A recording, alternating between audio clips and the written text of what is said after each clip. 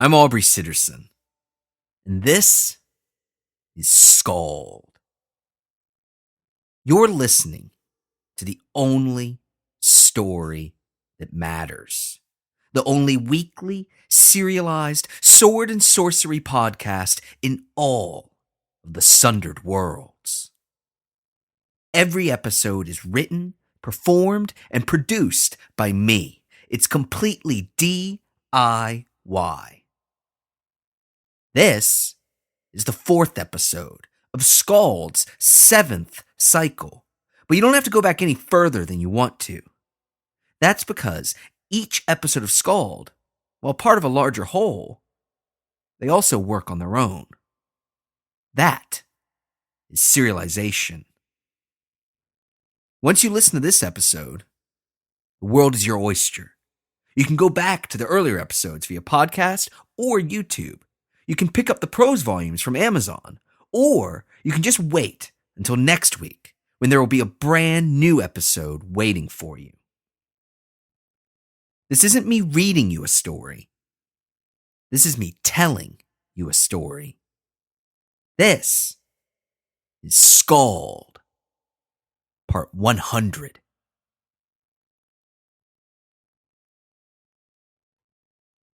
Pyrrh had no time to be scared, no time to be morose, to be dejected, no time to allow himself to be consumed by pity, by self-pity. No, there was no time for any of it. There was barely any time at all. There was but a single moment, and what was required wasn't introspection or reflection. What was required was one simple thing. Gira, his love, his protector, his soulmate, his reason for still drawing breath. She was lying there upon the ground, her weapons empty. She was defenseless. She was directly in the path of the wild folk, the two uninjured ones, those that swooped down toward her. There was only one thing that was required of Pyrrh: action. And so he lunged forward. He leapt forward. He shot forward to stand directly above her, to protect Gira as she had protected him so many times before. And as he did, he raised one arm, raised the arm that held that long, thin, razor-sharp blade. He braced himself. He prepared himself. He looked up, looked skyward, and pointed the tip of the weapon at the nearest wild folk, the screeching creature, propelled downward by its buzzing insect wings. Pyrrh pointed his blade at the leader, and he waited. The leader saw the blade, saw it glimmer in the freezing rain and sleet. How could he not? With those eyes blessed by the forest, blessed by the mountains, blessed by nature itself, how could he miss the blade? But though the leader of the wild folk saw it, though he saw it rapidly approaching, he could not dodge it. He could not simply stop because he was moving. He was plummeting. He was rocketing downward at too great a speed. Though he did his best, though he tried to slow his descent, tried to redirect himself skyward, tried to simply avoid that glimmering blade, it was no use. And that tiny, thin, screeching creature impaled itself on Pyrrh's makeshift sword. The jolt, the impact, it was excruciating to Pyrrh. It rattled his entire body and made his bones grind together. As the blade sliced through the howling, flailing creature's skin, as it tore through its flesh, as it snapped bone and burst out through its back, Pyrrh could barely stay standing, could barely stand upright. And when the creature fell upon him, with not just its weight, but the impact of its descent, Pyrrh was forced to the ground, forced to take a knee, hovering directly over Gira.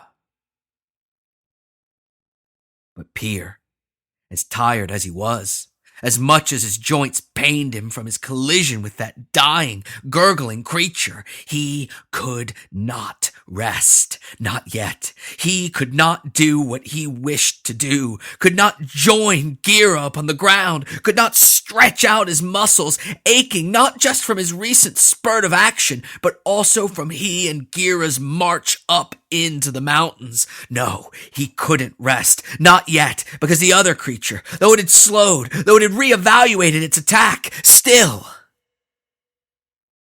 it approached. In a fluid movement, born not of dexterity or alacrity, but rather of muscle memory, of techniques and forms learned long ago, but not yet forgotten, Pyrrh spun and removed his blade from that twitching corpse.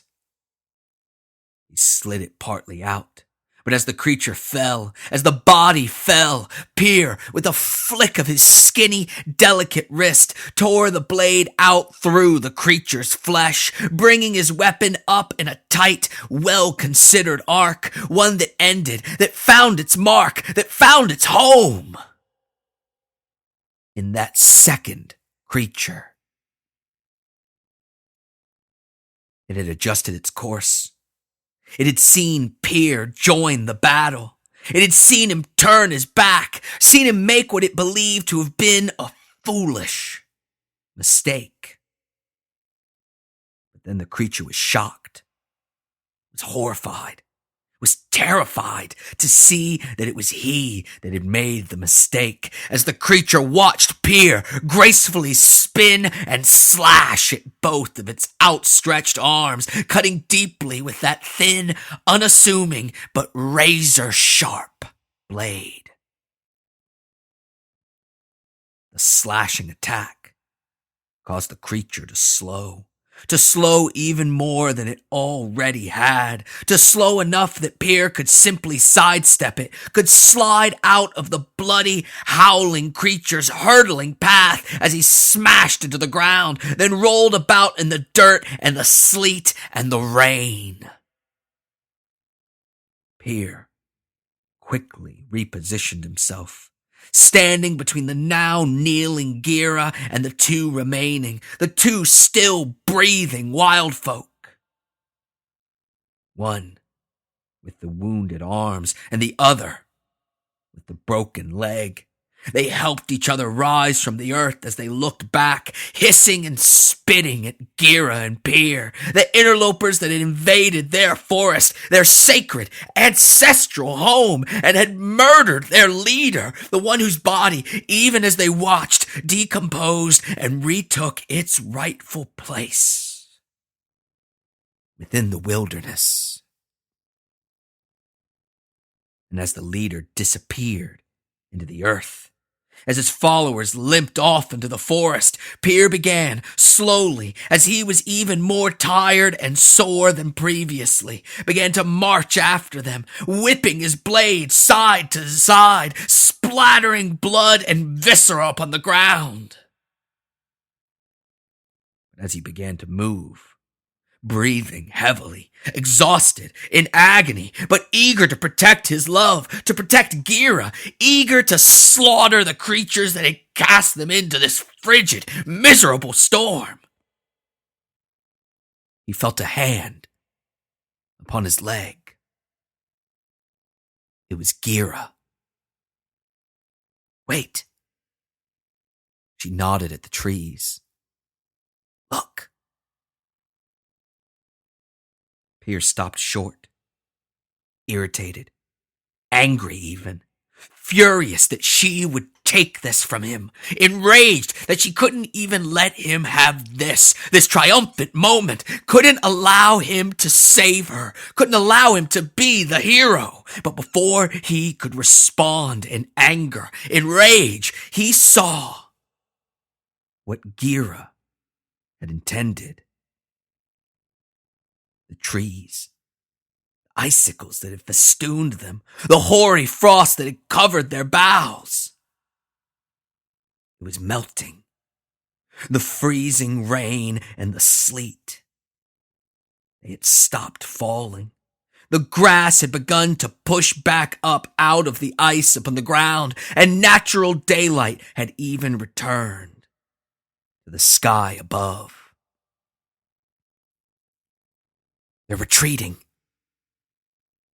She pointed up at the sky, pointed to where the sun had already begun its downward arc, already started its journey back to its home beyond the horizon. We need to cover more ground before nightfall. If we follow them, we'll get lost and overtaken. Pyrrh clenched both fists, squeezing the makeshift handle of his blade with one hand and digging the fingernails of the other into his palm. She had stopped him. After he had saved her, she wouldn't let him have that one moment of pride, of victory. No, she had to exert her will. She had to make sure he knew who was really in charge. And the worst part, the absolute worst part of it, she was right. He knew she was right. So he nodded, and they continued their march.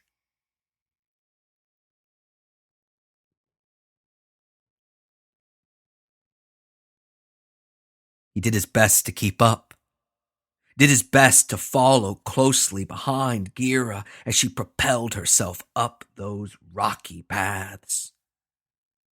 But his gaunt, skinny, aching legs were no match for her powerful, muscular limbs. Before long, he fell behind. She pretended not to notice, but he saw. He saw her look back, saw the judgment fill her eyes, saw the shock at just how weak, just how useless he was. Pyrrh watched as she willfully forgot what had taken place just a few scant hours before. Dusk was approaching, and they still hadn't spoken. Beyond a few words of warning here and there, they hadn't spoken a word to one another since leaving the site of their battle, their skirmish with the wild folk. Was it because of a shared resentment? Because of some imagined slight? Because of a real slight? Because of a misunderstanding? Or was it simply because he was too tired to speak and she was too considerate to force him? Pyrrh didn't know, and he didn't care, because either way, he would not be the first to break. He would not prove yet again just how weak, useless he truly was. So when Gira turned to him, when she put a hand upon her stomach and spoke, the only response that he gave were his pained, heavy breaths. But Gira, she didn't notice, or she pretended not to notice, and she continued to speak. That fight took a lot out of me. How about a bite before we continue on?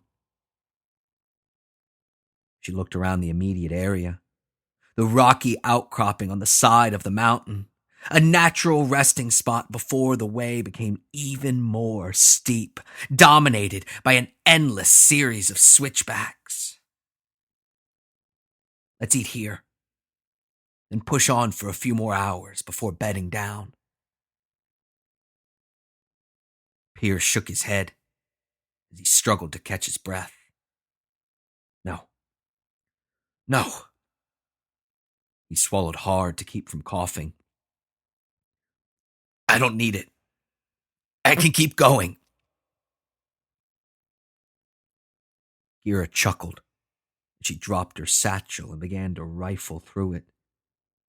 Well, then you can watch me eat, my love, because I'm starving.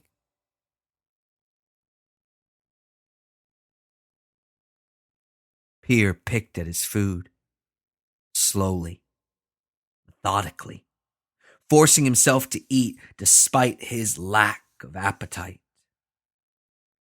He made steady progress through the thin broth, ladled out from a steaming pot upon the fire. He made steady progress until Gira looked up from her empty bowl, smiling that warm, beautiful smile of hers. And she spoke. You'll be hungry later if you don't finish. Who did she think she was? How did she think that he survived when she left him at home for days on end? Who was around to remind him to eat then? How was it that he didn't just starve to death when she wasn't around? She knew better. She wasn't stupid. She was brilliant, in fact. No, once again, she needed to remind him, now more than ever, after what he did in the clearing, she needed to remind him who was really in charge, who was strong and powerful and wise, and who was just useless, dead weight. So, with a scowl, he put his bowl upon the ground where they sat around the fire, and he spoke curtly. I don't need any more. Gira forced a grin, but he could see the sadness in those upturned lips. Then, taking his bowl and beginning to help herself to it, she looked up to the sky. It's getting dark. I must have mistimed things. She turned back to Pyrrh. This seems as good a place as any to camp. We can get up early, then continue climbing. Be fully rested for our hunt. Pyrrh rose slowly, anger and bile beginning to pool at the bottom of his stomach. Why would you say that? Why would I say what? Pyrrh shook his head. I don't need to rest yet.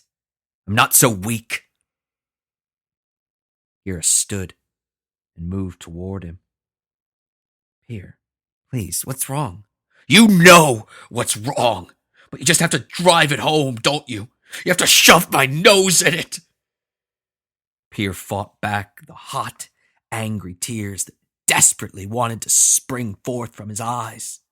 You have to remind me how useless I am.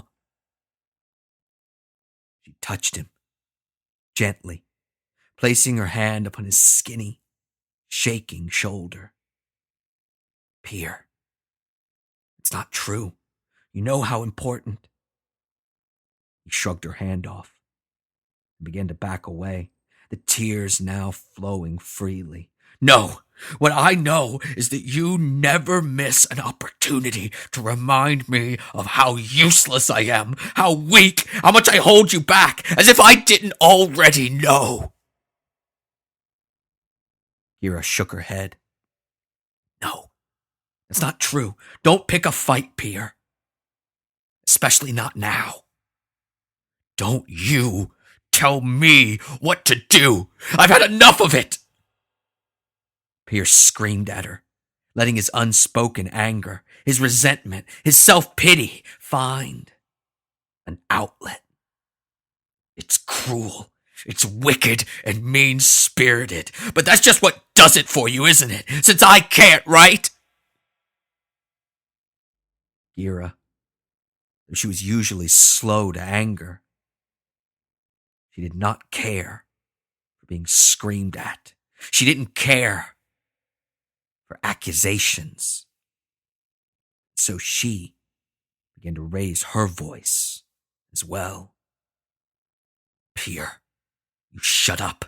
Don't you dare say another word, because I know, because you know that you will regret it.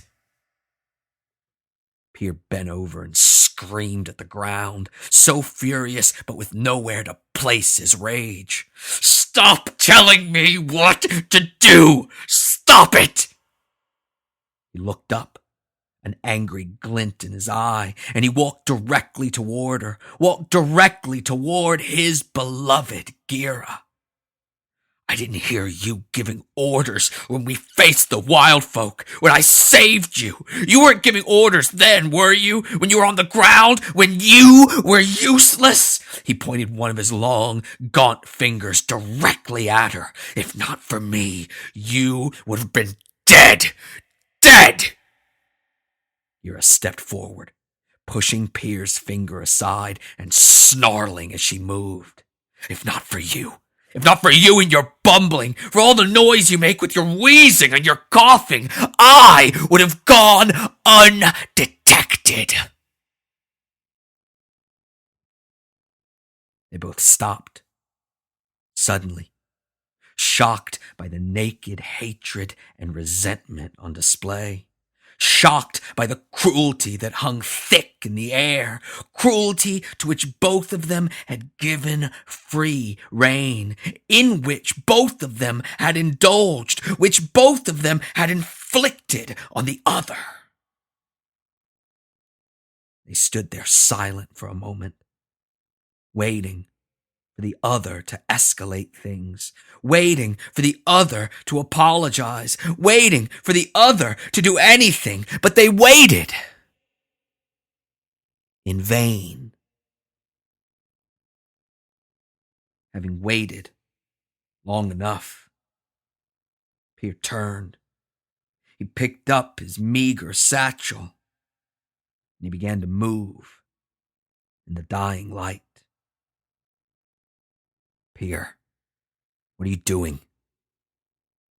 Gira spoke it like an accusation, not a question. So Pyrrh responded, not with an answer, but with a question of his own.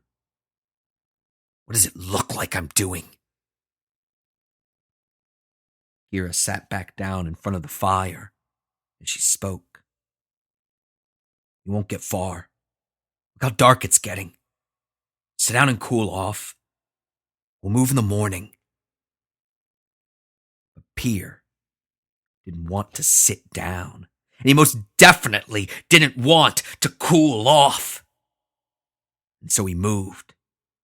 Not in the morning, but then and there, marching up into the quickly darkening mountain pass, without another word.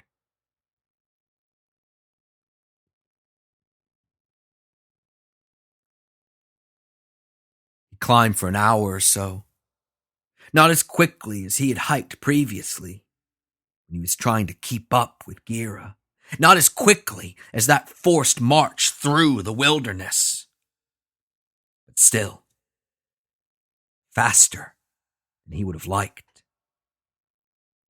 Gira had been right. She was always right. It was getting dark quickly, too quickly, and he had barely made any progress at all. Only a couple switchbacks, barely high enough to look down upon Gira and her campfire, unobserved. Panting, he decided to take a break, to take a moment, just a brief moment to catch his breath and see what Gira was doing, to see if she was as tormented, as tortured as he was. Not physically, of course. No one was as tormented as he was physically. No one could be, but mentally, emotionally, he wanted to gaze down and see what he could make of her mental state. It was twilight, that shimmering hour of the day, when the sun does far too little and the darkness has yet to accentuate the light that persists. And so while Pyrrh could spot the campfire, it did not emit enough light for him to see much of anything of Gira, of his Gira. Desperate, Lonely, exhausted, and filled with regret, he longed to see her, to be with her, to touch her, to feel her, or for now, at the very least, to lay eyes on her. So he shuffled forward toward the rocky ledge he had reached. But in that dying light, in that shimmering twilight, he didn't see the loose rock at his foot. He fell as soon as he stepped upon it. He crashed downward, thankfully, falling back. He fell hard upon his rear, and he felt his spine cry out in agony from the jolt. But then he let out a cry of his own as he saw the rock he had dislodged allow another, larger rock to move, saw that rock push forward another, saw that rock break off a piece of another, saw another and another crumble, crack, shift, roll, fall, and plummet downward. It was a rock slide, an avalanche of gray, unyielding death, and it was headed the only direction it could. It was headed down toward the outcropping, toward the campsite, toward Gira, his Gira. Pyrrh was shocked. Not at the rock slide. No, nothing about his ineptitude, his clumsiness could shock him. He would never be shocked by how profoundly useless he was. No, he was shocked that instead of panic, instead of fear, instead of hopelessness, what filled him, what animated him, what caused him to ignore the pain and the exhaustion that racked his body, was an unshakable resolve. He leapt to his feet, ready to act. Ready to truly act, ready to do that which he alone could, to do that which gave him value, gave him true value, to do that which had devalued him, had made him so very useless. All of his anger, all of his resentment, all of his self-pity and his jealousy, and all of the hateful, unnamed, burning emotions that fought within him. He knew what they were, knew what they truly were, knew what they grew out of, knew the soil that they sprouted from. His all-consuming, unconditional love for her, for Gira, for his Gira. Without her, there was no point. There was no purpose.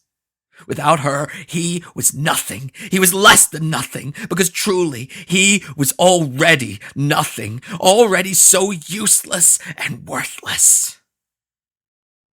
Without her, the skies would go dark, the dead oceans would swallow up the land, and the tyrant's laugh would be the only noise left in the inky black void of nothingness that remained. No, without her, there would be no life. None to speak of, none worth living, and so he was willing, he was happy to give what little life he had left, to allow his faltering vitality to be ripped out of him as he reached down to that pulsating power, the one that he had already given so much, too much, and he made his offer, an offer that, as always, was readily accepted.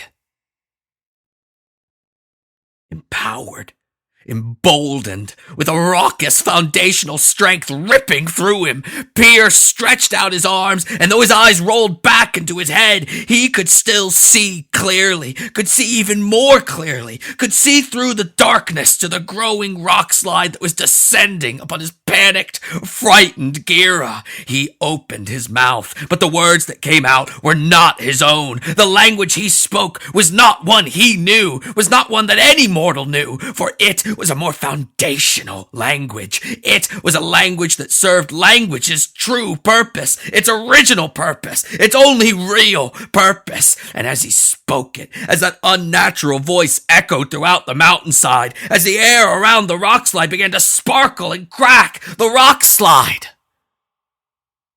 slowed. And as Pyrrh watched with a sight that he relished, a clarity that he loved and adored and treasured, the rock slide impossibly halted. Rocks teetered precariously on ledges, dust hung in the air, and Gira looked up, her heart filling with sadness, not for the rock slide, no, but for Pyrrh, and what he had once again given to save her. Pyrrh pulled his arms back sharply, suddenly, and even then he began to feel the cost, to feel his vitality leaving him. But it was fine. It was acceptable. It was worth it.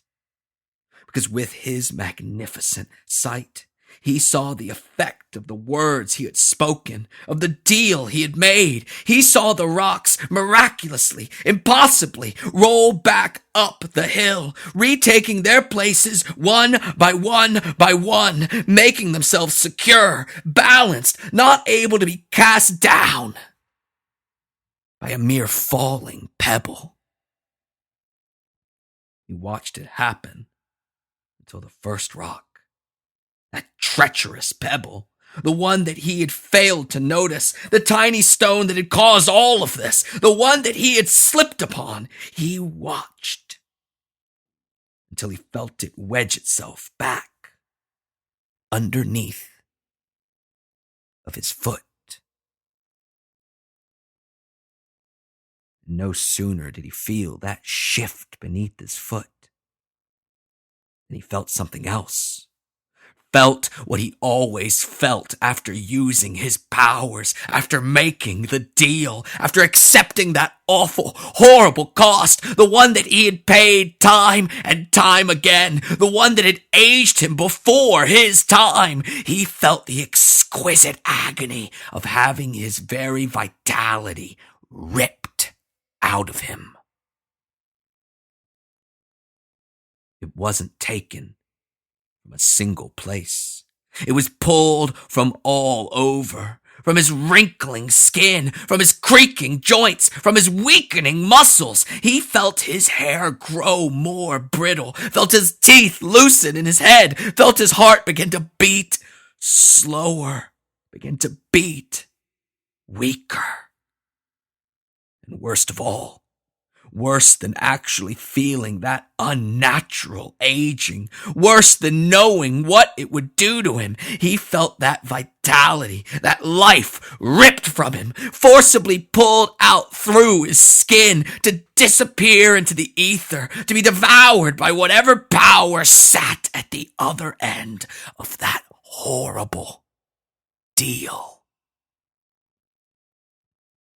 He collapsed upon the ground, wheezing, praying that it wasn't the end, praying that it was, praying for relief, but also praying that it wasn't, praying that he hadn't once again ruined everything, that he hadn't ruined their plan by dying before he could play his role, before he could collapse in Gira's arms, before he could drift off into a dreamless, endless sleep, knowing that he had done her proud at last.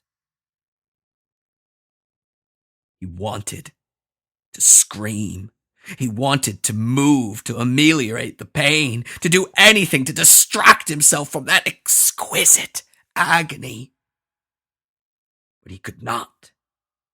He could do nothing but crumple to the ground and writhe in a pain that grew worse every time he faced it. He didn't know how long he lay there.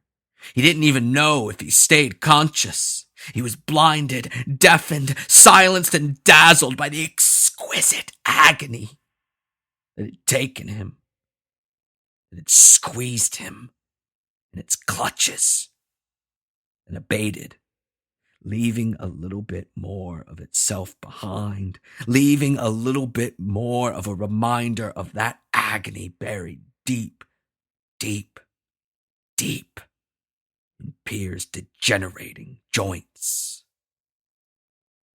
And as his senses returned to him, he heard a voice speaking to him.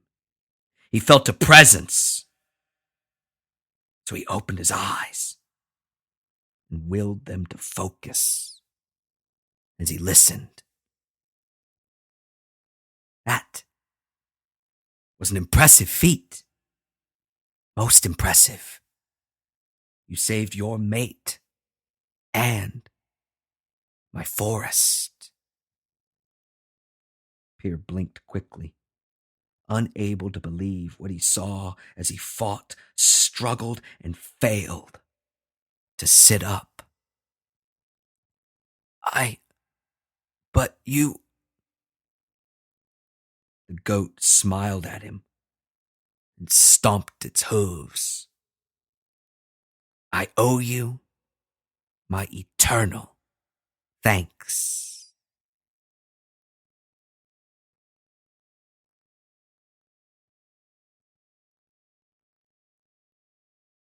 Thanks for listening to the very best episode of SKALD yet.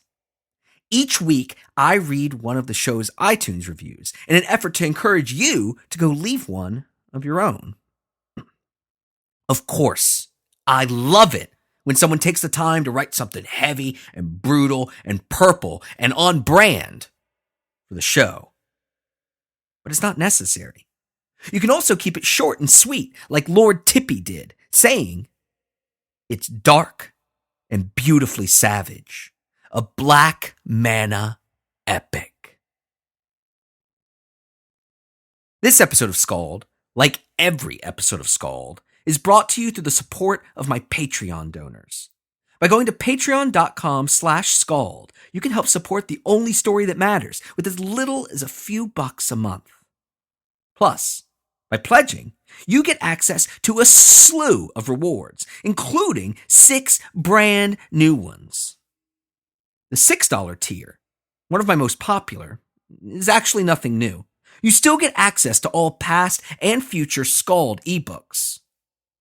But you also get everything from the lower tiers, including a personalized fantasy name each and every month, inclusion on the SKALD thank you page, and a monthly personalized reading recommendation from yours truly.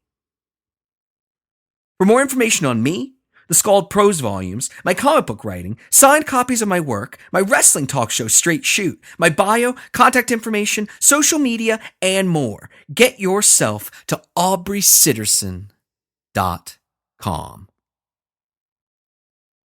It's been a minute since I recommended some music to you, right? Well, that changes right here and now, because my hometown boys, Richmond, Virginia crossover thrash heroes, Iron Reagan, have a brand new album out called Crossover Ministry. Personally, I think that it's their best to date. The entire thing absolutely rips, but the number one best track with a bullet is F the Neighbors. I've been singing it around the house non-stop. Check it out on Spotify or wherever else you listen to music. Thanks for listening. I'll talk at you next week.